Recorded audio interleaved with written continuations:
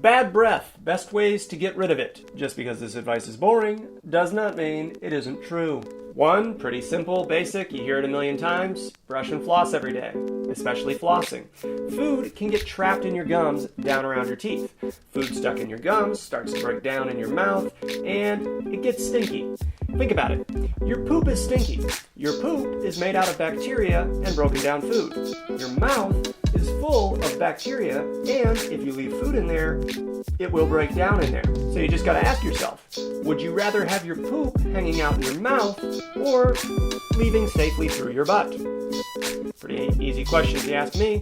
Floss your teeth. Number 2, keep your mouth wet. Keep your mouth wet. Saliva helps wash off your teeth and gums and keeps them clean. Less saliva means more gum stays stuck around your teeth and gums. So you want to keep your mouth wet by drinking water consistently through the day. Sipping on water, great habit.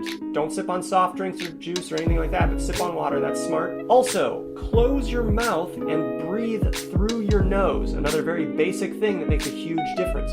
If you breathe through your mouth, it dries out your mouth. It also turns out breathing through your mouth is a less efficient way to get air into your lungs compared to breathing through your nose. So if you want to maximize athletic performance, if that's something you're into, you need to learn how to breathe more efficiently through your nose. It's kind of a whole different topic, but I think it's useful to know. There's a book you can read called Breathe by James Nestor if you want an introduction to that topic. I don't endorse everything in that book, but there's some interesting stuff and useful tips in there. So yeah, close your mouth, breathe through your nose, keep your mouth wet. I can't remember where I read it, but some long distance runners, it might have been like a Native American tribe that had this as a training tradition. They would train to run properly by holding water in their mouth while running. That forces you to breathe through your nose. Pretty interesting. Third tip for getting rid of bad breath.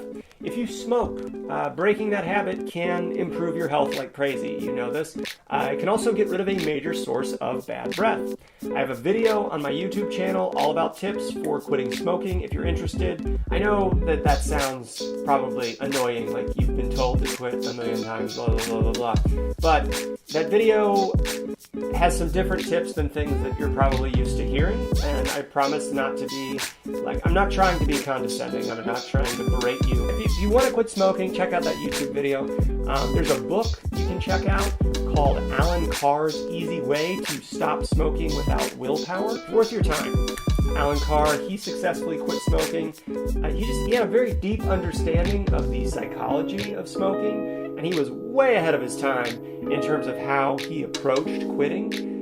Just understood, what addiction to nicotine is a lot better than most. So what was really happening and why when it comes to nicotine. So worth your time to read that book, Alan Carr's How to Stop Smoking, Quit Smoking Without Willpower. And Alan Carr, he even, encourages you to smoke while reading. So there's that to consider. So those are 3 quick tips on eliminating bad breath. Those are like some of the main causes of bad breath.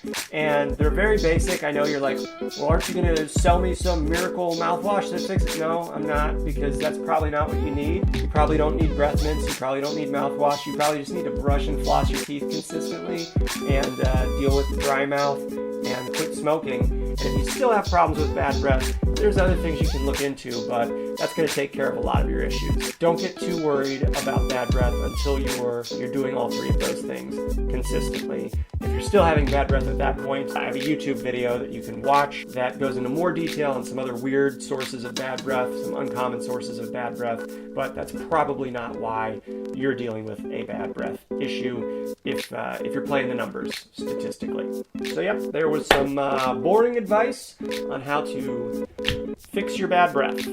Just because this advice is boring does not mean it isn't true.